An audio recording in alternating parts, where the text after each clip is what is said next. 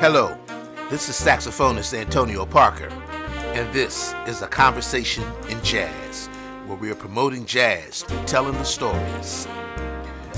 Today, we are presenting part 2 of our interview with saxophonist, composer, educator, and the executive director of the Mid-Atlantic Jazz Festival, Mr. Paul Carr. We ask you to subscribe to the channel, hit the bell icon so we can let you know when we are posting another video or going live. We also ask you to donate to our Cash App in order to support the channel and help us to produce future videos. Our Cash App is $Jazzology 101. That's $Jazzology 101. Enjoy the video.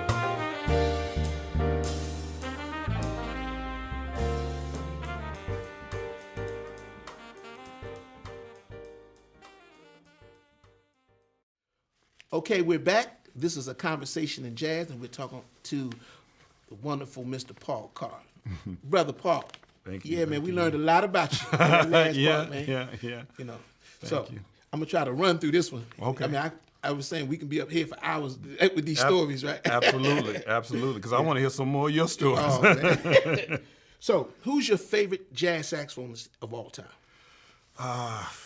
I know that's hard. It's really hard. But you know, if you talk about somebody that I can listen to all day, you know,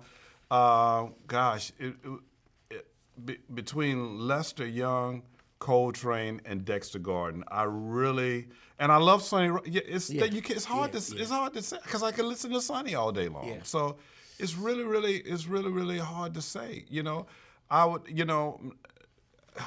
if I have to answer the question, I will. But how can you really?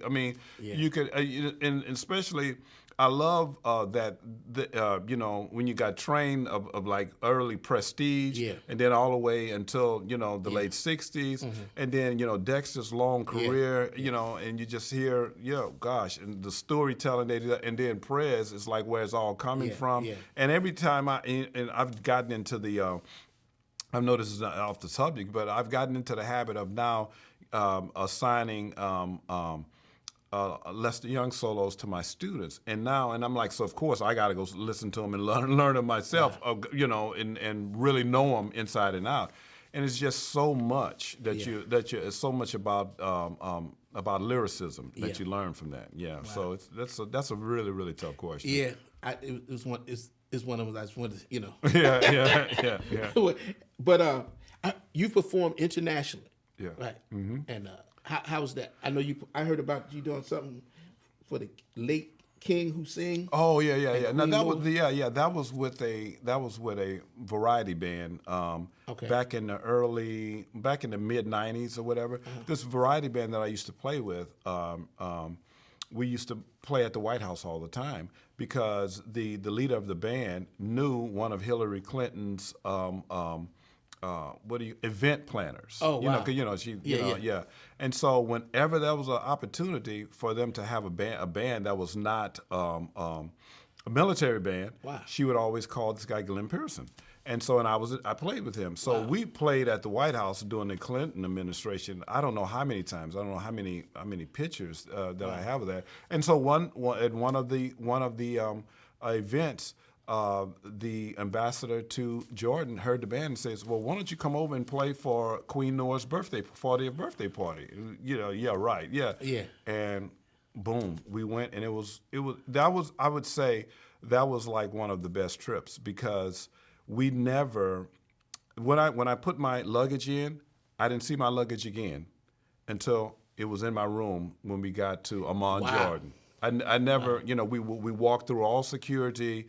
When we got to Jordan, there was 3 Mercedes limos there waiting for us. That was really a You ever pinch yourself, man? Like coming from the, like you said, from the South. Yeah. And to know these experiences that you've had, and do you ever you reflect and say, wow, how the process. I'm just been blessed. Just been blessed. And highly favored. Yeah, blessed and highly favored. Sound like one of my wife or my sister. Yeah, absolutely. Just blessed and try to do the right thing. Wow. Just trying to be. Yeah. How many songs do you know? How many songs do I know? No, I don't really know. That means a lot. No. I wouldn't say I know a lot because I would. Do you make it a point to learn a lot of songs? I now it's going to the point now like I'll add a song just because I have to, I need to know a song. Or I hear a song that I should have learned years ago, and then I'll check it out. The thing with songs is that you need to play them. You know what I'm saying? Yeah. You need to play them. So, like, I like some of Monk's tunes. I like all of them. But, if you don't play them on a regular basis, they kind of. And then you're a composer. Yeah. And so you playing your own songs. Yes. Yeah. So how'd you get into composing? Well, I think that it's just another tentacle of just trying to be an artist. You know what I'm saying? Writing, and that's even from the beginning. From my first CD, I always wanted to have something original, on there. Yeah. So how many recordings you got? Now are you a self-produced artist, or are you a major label? Yeah, no, self which don't exist anymore. By the way. So no, I think there are 8 under my name, 8 or 9 under my name, and so they're all self-produced. Wow. I was listening to what's your latest song? It's the Real Jazz Whisperer. Yeah. Mm-hmm. So who's some of the people on that? It's Alan Johnson, Michael Bowie, and Louis Nash. Oh, wow. Yeah. I was wondering who the drummer was. That's Louis Nash. Yeah. Wow.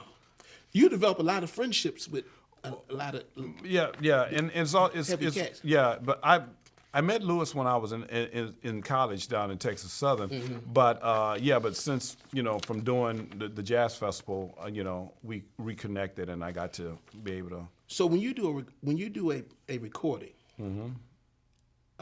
is it something that that inspires you with a concept, or how do you go about putting together when you ready to do a recording? Well, usually it's the material. So whatever the material that I have, or I'm thinking about doing, then I think about the personnel. Okay. So it's not like. See, I know some people, they have some, favorite musicians that they play with, and they're gonna use them regardless all the time, regardless what the material is. What I think about it is like the material pretty much decides who you're gonna use. Yeah, so it's gonna say, or the material that you choose, you have those people in mind that you want to use. You know what I'm saying? So it shouldn't be like, okay, well, I'm gonna play this tune and I'm just gonna impose it on these tunes. Oh no, I take that back. I actually met Louis way before I started doing the festival. So I wanted to do a tribute to Joe Henderson. Okay. For my CDs, 2007, and so Terrell Stafford, and I say, Terrell, who should I get for this? I was talking to Terrell, and he says you should get Louis Nash and Mulgrew Miller. I'm like, wow. Really? He says, no, you should get them. You should get them to do this. He says, because Terrell was looking at the tunes. He says, I think that's who you should get. I say, well, I don't know him. He says, don't worry about it. I'll set it up. And and of course I had to do the calling. And when the first time I met Mulgrew Miller and Louis Nash was in the studio. Wow. The first time, and we did. Y'all didn't rehearse or nothing? No, we did it all in the studio. Michael Bowie was playing bass. Wow. And we did it all. Were you nervous? Do you get nervous? I do get nervous, yeah. Okay. But I was on that CD. I was so prepared, because I knew I was, getting ready to play. And Mulgrew is one of my favorite pianists. I had his late Mulgrew Miller, the great, and I had him on. I had one of his tunes from Keys to the City on my answering machine for years. Wow. So he was like a hero of mine. Yeah. So I was really. I had all the ducks. So Terrell at Stafford actually convinced them, wow. that that's how it happened. That's and you still get nervous? Oh yeah, I find out the least prepared I am, the more nervous I get. You know what I'm saying? But if I'm, if I feel I'm prepared, I got then you. Wow. You also an educator. Yeah. What made you want to become First of all, do you enjoy being? I enjoy it. You I love love it. I love it. I absolutely love it. And I started when I was back in Texas Southern. One of my first students was Stephanie Sanders, and she's the band director down at down in Virginia. Down in Virginia. I can't think of the school now. She's a saxophone player. She's a great band director down there in Virginia in the Tidewater area. So yeah, and that's when I was in college. You know, you enjoyed it then. I enjoyed it then, and my saxophone. And so I was just doing here and there. Just when somebody would just give me one of their students and say, I can't make a lesson. They want you to go teach. And they were they were kids. So my teacher at the time at Texas Southern, Laura Hunter. She was a classical teacher. Came from, and she really helped me get the saxophone playing together. And she was a student at Don Center. Make a long story short, she was teaching kids out in Spring, Texas. Spring, Texas is a suburb of Houston, and which, like we was talking about earlier, the school system and the band system there. I mean, so I had like 30 kids. I was teaching private lessons. Okay. So I went and taught private lessons because she wasn't really into like teaching those kids. And then she says, they seem to like you. Could you just go ahead and just take all of them? And you enjoyed it? I enjoyed it because to me it was it was an extension of me playing. And also, too, I had a lot of gaps, even though, because I'm mostly self-taught so I had a lot of gaps too. So it really helped, Gotcha. And I enjoyed it. And I love seeing, the light bulbs come on and people get better.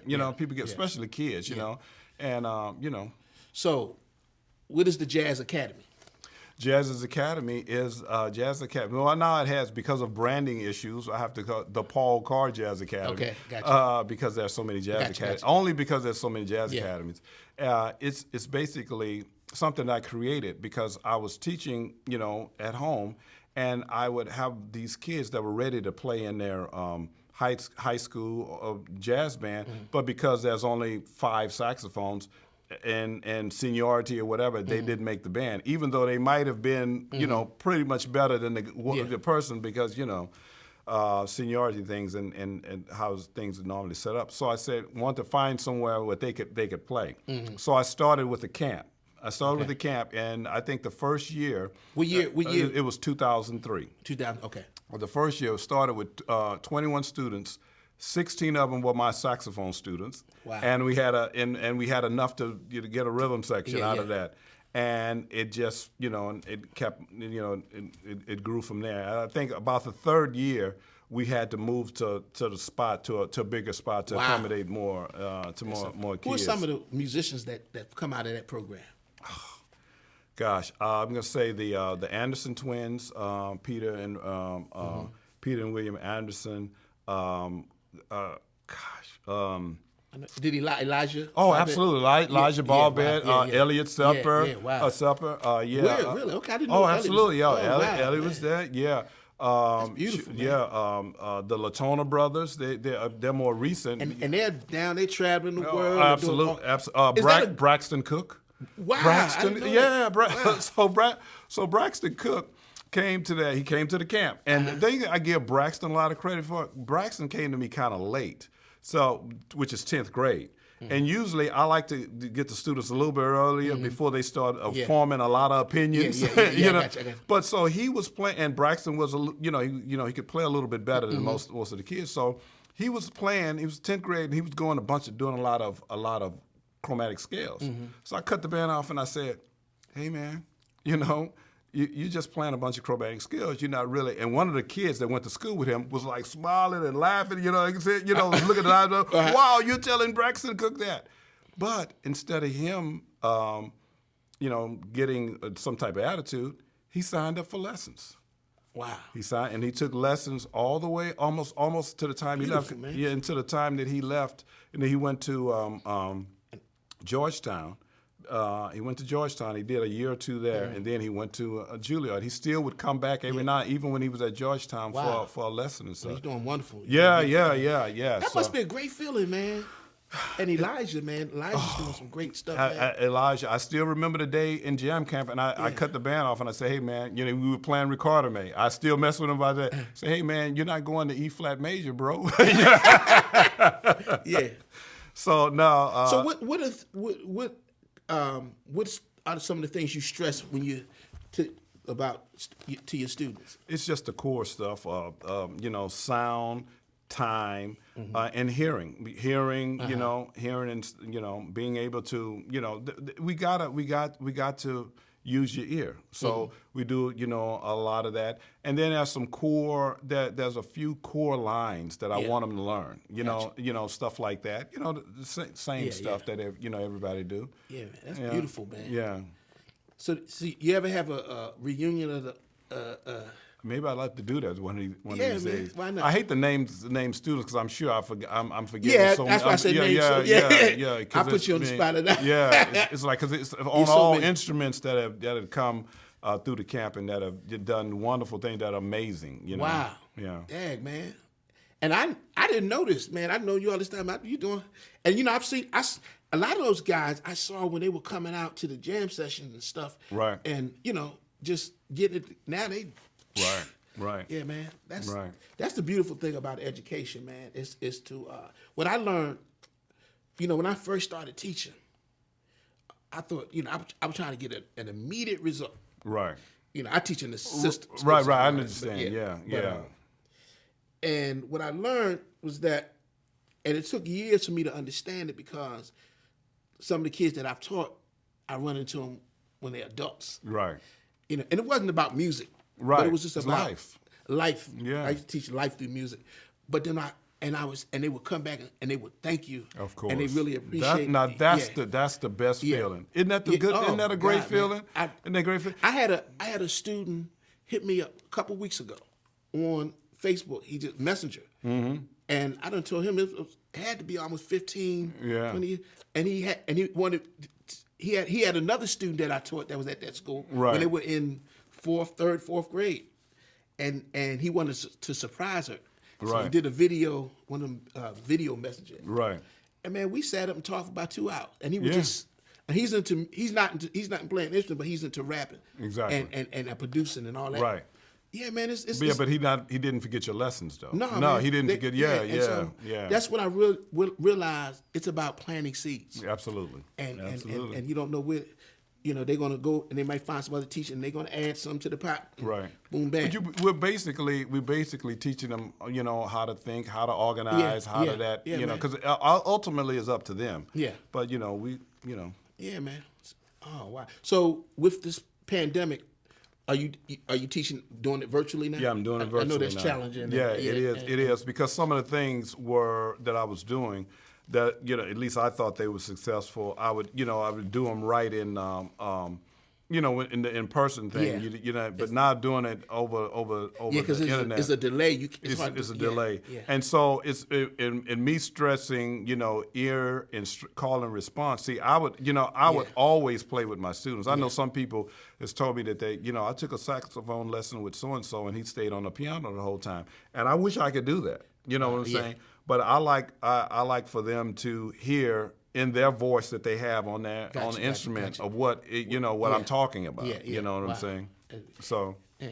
And I discovered you also teach at the you're the director of the Gettysburg College. Really? How long have you been doing that? 5 years. Actually, this is my going into my 6th year. Yeah. Really? Yeah. Okay. Yeah. So. That's on the collegiate level. That's on the collegiate level. How's that? So that's really interesting because we're at a conservatory, but jazz is not on the. I should say it's not on the forefront. Gotcha. But it's very important, and they really take it seriously there. And they really like me being there, and they love, and they like to see their kids, the students involved in it. And so there have been years that I've had maybe more than half of the band, they are not music majors. They're just really, they're just at the school played an instrument, Really? Yeah. So. Man. It's and it's a small liberal arts school. The enroll, maybe 2,000, 3,000, something like that. So, it's just a smaller school, and it's in Gettysburg. So yeah. How you juggle all this stuff? I was just talking to Sean Jones about that on Instagram. We just like, it's like I look at him and all the things that he's doing, and I'm saying, man, you're inspiring, and so. But I think, and I could be better. Being honest, I could be better organized. You know what I'm saying? I could be better organized. So, to answer your question, I don't know. Yeah. So do you have? So other than the college, do you have like a day gig or something like that?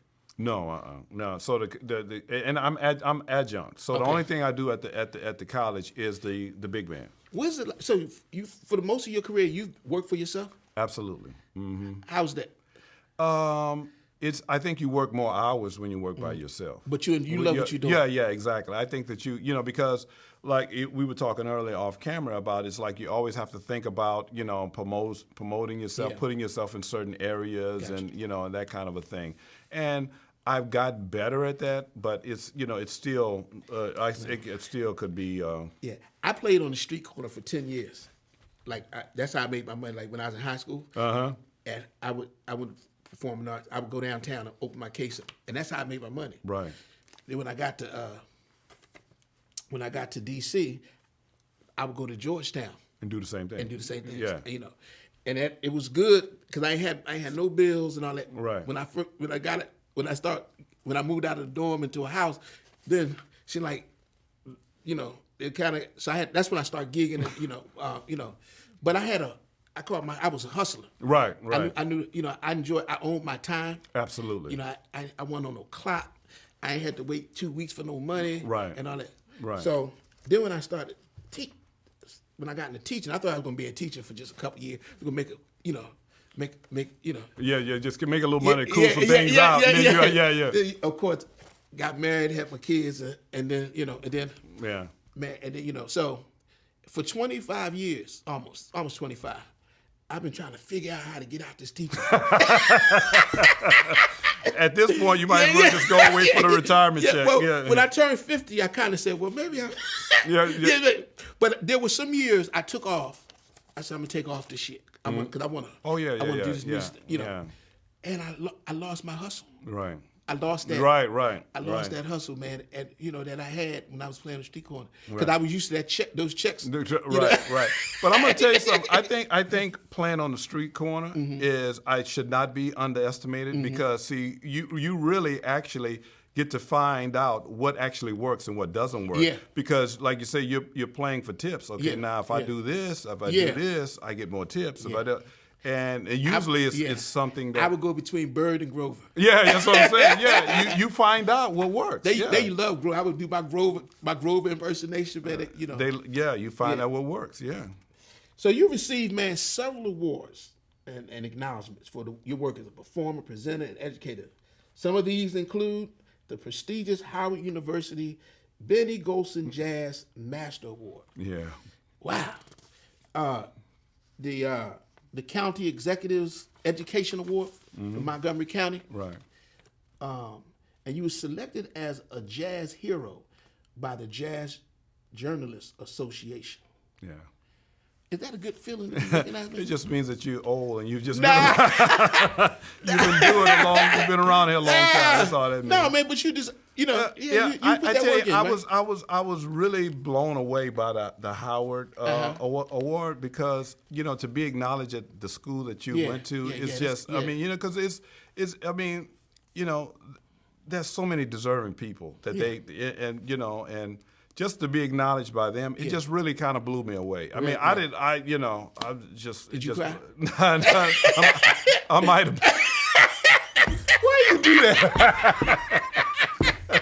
I'm messing with you. Maybe a little. Yeah. I ain't let Herbie see it. Tito, give me some tissue. Yeah, right.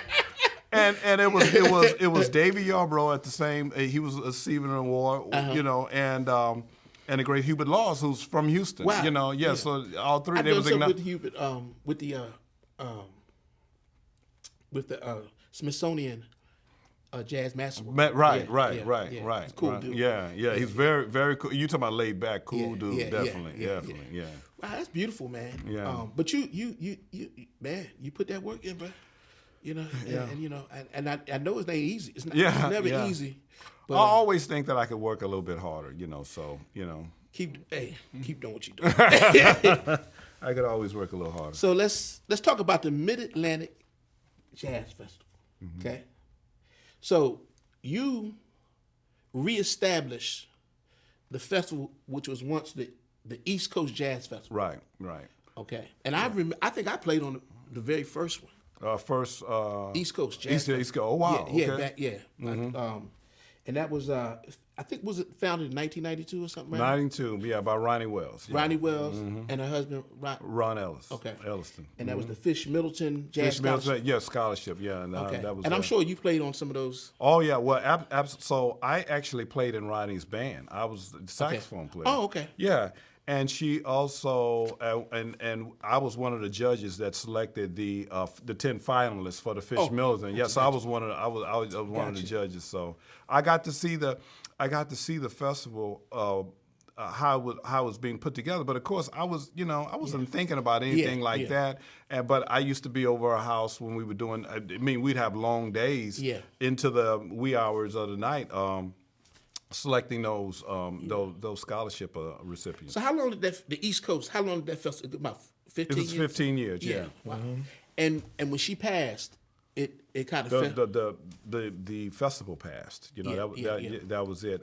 I don't. You know. So it was. And you're gonna find it. What I've come to find out is like when you see like a big festival or you see a long running series, it's usually. Unless it's being ran by the state or whatever or the county or whatever, it's usually one or two people or a small group of people that's keeping it afloat. You know, and you can probably just go around to any of these festivals, and that's what it is. So when she passed, like I said, and Ron didn't. That was not his thing. That was not his thing. That was all Ronnie. So yeah. So how long was it? How long was it? It was I think 06 was the last one. Maybe I think it was 06. Yeah. And then we started up with the Mid-Atlantic Jazz Festival in 2010. Okay, so about 3 years. 3 years. And what inspired you to take up the mantle of reestablishing the festival? Okay, just like you were surprised when you found out that I was doing it. I was surprised. That I was doing it. Really? No. So the Susan Jenkins is the CEO. Willie Jenkins' wife. But she is Susan Jenkins. She is a person over on. My bad. No, she's a bad person. See, he got sisters. I don't have any sisters. So okay, I got you. She was arts and humanities of Montgomery County. She had that was a series of meetings. To see how that we could reinstate the East Coast Jazz Festival. And so you had a lot of people there in these meetings, and I was supposed to be, they was bringing me in as the education director. And then once you get into the whole weeds of this little thing, you find out, there's a lot of moving parts. We couldn't, Ronnie's, what do you call that? Nonprofit was no. We couldn't reestablish nonprofit. So I'm sitting in there, and then Susan Jenkins goes, "Paul, why don't you do the festival?" And that's the way I acted. Almost, because I'd already established the Jazz Academy. I had an up and running nonprofit, and and at the time we were doing 70, 80 kids a summer. And so. So of course, and I thought about it. So of course, I had to go home and then running up the flagpole. That's where the real boss lives. Yeah. And then we thought about it, and we said, okay, let's give it a try. And the hotel, the Hilton. They really wanted us to try, to try. So yeah, it's something though that when you get people together. I've learned so much doing this festival about you get people together and but when it's time to the rubber to meet the road, then you find out, it's just, I'm sure it's just like that in battle. You're like, which one of these dogs is gonna hunt? So why'd you change the name from the East Coast Jazz Because Festival? I wanted it to be. I didn't want any kind of. I didn't even look into. Ron Ellison, rest his soul, was still alive. I didn't even want to look into the whole trying to do the whole thing. So. I just wanted to, and plus East Coast, to me just sounded a little limiting at the time. But when you say Mid-Atlantic, it might encompasses more of an area. What I'm saying? So broader. Yes, a broader area, exactly. So that's what we were thinking. So did you follow the blueprint in terms of the way you step? Absolutely. Pretty much we've changed some things, but because it was so great. The East Coast was so great with the vendors there and all of the art. And I wanted to change the educational component of it because I wanted to include more students because Fish Milton only, it was only given out to individual, first, second, and third. But I wanted to include more students. And the thing about it being an education, we need to have as many students, with instruments in their hand, playing jazz as possible. Gotcha. And not all of them are going to be, musicians, but they'll be really informed fans. So that's what I wanted. I wanted to do that with a big band, with a kind of more of a big band competition. What were some of the when you initially started? What were some of the challenges? I know there were many. I mean, they're the same challenges today. The thing. But did you didn't know all the stuff you knew that you know now? Right. I'm sure. Right. Exactly. But you did know her blueprint. Oh yeah. I knew the blueprint, and I'm gonna tell you, I couldn't have done it the first years without her volunteers, because when I said that I was gonna try to do this festival, all her volunteers, practically all of them, wanted to come and be to be a part of it. So that's really what a lifeblood is, because doing something like this here, you really don't have the funding to pay everybody. So and then having volunteers that you don't have to train. So you had a built-in network. Yeah, I had a build. Yeah. You had the hotel. I'm at it's already at the hotel, and the blueprint was very, very similar to what Ronnie was doing. That's how it happened. Yeah. Wow. So explain to the viewers when they come to the Mid-Atlantic Jazz Festival. I mean, what do they get? And we're talking Oh yeah. Well, basically, it's like like jazz cruises are really popular. It's pretty much a jazz cruise on land, because when you come in to the hotel, when you come into the hotel, you check in. You don't really have to go anywhere for the rest of the weekend. And we have patrons that come from. And how is it? You start from? Is it like a weekend? Or it's Friday through Sunday of every President's Day weekend. Wow. And are the logistics? You got to get now. You're the artistic director as well, right? Meaning that you got to get the artists and make sure the plane, the hotel, all that. How's that? It's crazy. It's nuts. Really? You know what I'm saying? It's absolutely nuts. So let's say like you are okay. Let's say this is a Saturday night. You've been you've been getting ready for the hotel. Getting ready for the festival. You finally get to bed at 3:00 in the morning, or 3:30, and then somebody calls you at 5:00 saying, "Oh, I missed my ride." Wow. And now you haven't had any sleep the previous nights. Yeah. And now that call. So a lot of times, there was a person that's supposed to pick up that call. But if that person don't pick up the call, who has to do with it? Yeah, and that happens. That happens. Wow. So it's. So do you delegate? Like, do you I said, somebody's supposed to handle that call. But if they don't handle it, you get all the problems. You get all the, like they say, "Oh man, Paul, you great." You get all the praise, but you get all the complaints. You know what I'm saying? You get all of the complaints, and so that's what you have to be able to navigate and deal with. Wow, that's so.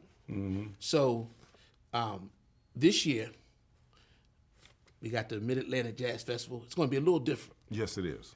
explain to. Well, because of the pandemic, we're gonna live stream virtual from Blue House Production Soundstage. Yeah. Blue House right here. Right here. Yeah. Right here. So and how long has the Mid-Atlantic been going? This will be the 12th year. 12th year. Yeah. So the 12th anniversary of the Mid-Atlantic Jazz Festival. Right. The first year of the virtual. For first year. See now you understand. Well, I was thinking because you once we get through this, which I hope is soon. Yeah. You think people going to keep the virtual? See, that's what I'm saying. That's I was talking with someone like that. I mean, this virtual may be here to stay. Yeah. You know what I'm saying? But even if it went back to a live thing, an in-person thing, is there a way you can do in-person and virtual? Like, you think that's going to become a thing? Yes, I think it's going to become a thing. I'm not expert in that. Yeah. But I think it could very well. We were just talking about that. This virtual could be here. For the foreseeable future. Yeah. So what's the theme of this year's festival? This year's festival is the spirit of the DMV, because initially I actually made a couple of calls about bringing in some musicians, but because of the travel, the pandemic, a hotel, some people want to. Yeah. So, you know what? And then I got to thinking, why don't I just focus on the musicians here? Yeah. Because the thing about the musicians here is, they say Detroit has a sound, Texas has a sound, DC has a sound. Yeah. You know what I'm saying? You sound like, I know you're a Philly cat, but you got a DC thing. You know what I'm saying? I ain't mad at it. Yeah. And so I say, well, why don't I just concentrate on the artists here? Yeah. And this is a beautiful town because people come from these different places. Yeah. A lot of people come here from New York, Philly, Texas. I mean, all over, and they land right here. That's right here in the DMV. So that's what we call it, the spirit of the DMV. Yeah. That's wonderful. Mm-hmm. And they give DC some love. Right. I mean, we'll give the DMV some love. Right. Yeah. Wow. And what are the dates for the festival this year? It is February 12th through the 14th. So 12th, 13th, and 14th. Okay. So Friday, Saturday, and Sunday. Okay. And Sunday. Wow. Mm-hmm. That's who are some of your sponsors and supporters? I was about to. Well, the some of you had to name them all. No. Yeah. Okay. So, the Jazz Academy is a sponsor, but not many from there. Here's the thing. I started to bring this up early. Fundraising is really not my bailiwick, and it's really not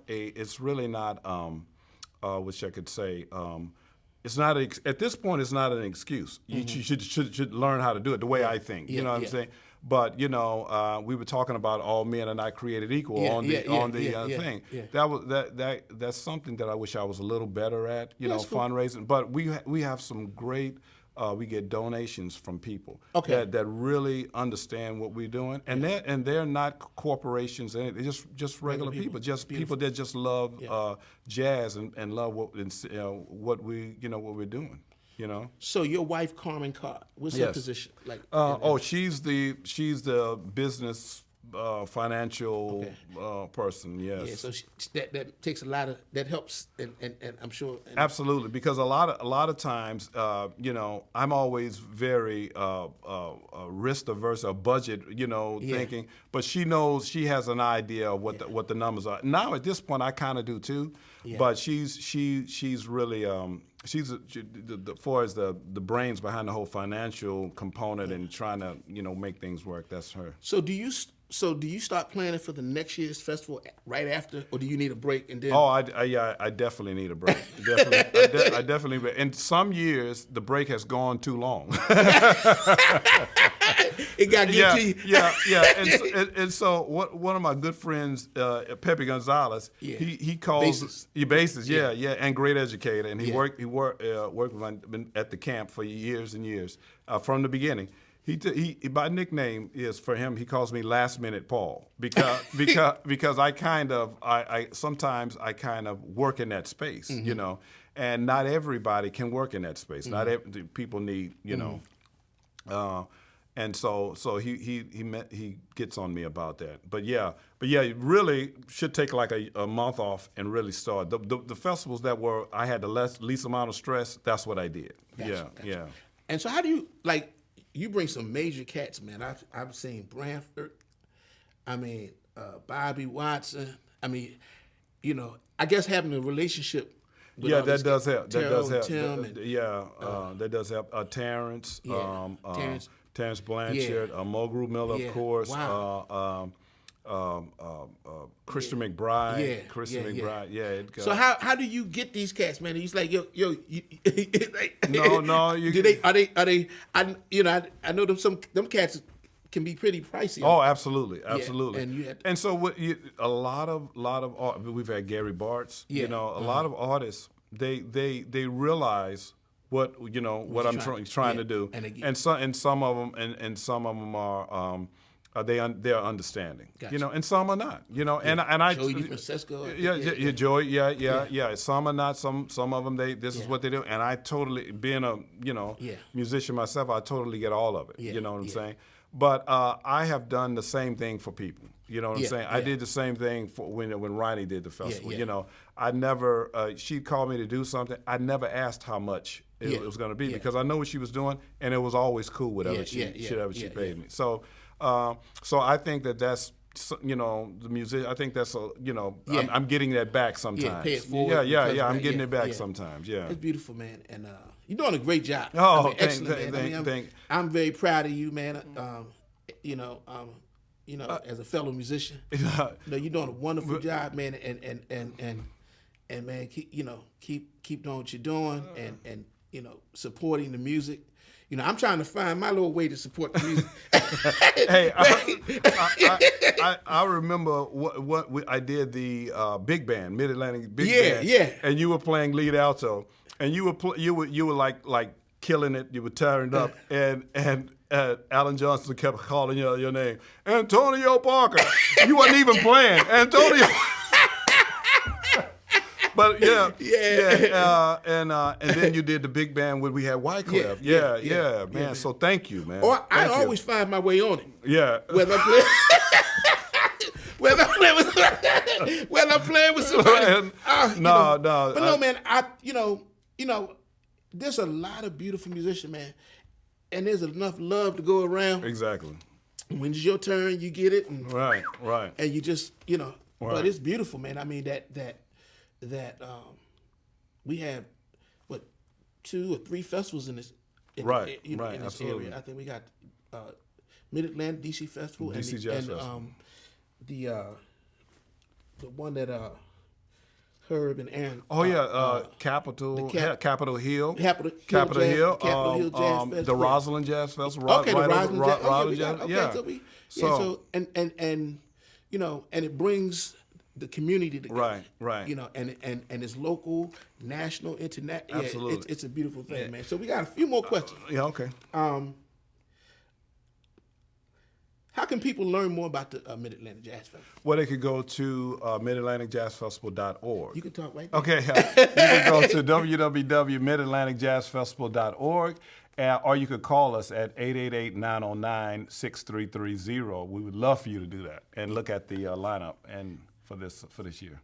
Yes, and it's going to be a virtual jazz festival this year, and the theme is the spirit of the DMV. The spirit of the DMV, featuring some of the greatest musicians in this area, and it's going to start on Friday, the 12th, February 12th. Friday, February the 12th, and it go through Sunday. The 14th. The 14th. Valentine's Day. Right here at Blue House Soundstage, and you don't want to miss it. Yeah. I know it's going to be happening. Yep. It always is. Yeah, I appreciate that. Yeah, we try to make it work. Also, how can they learn about the Jazz Academy? They're going to go to the Jazz Academy, jazzacademy.org, www.jazzacademy.org. Same number. Okay.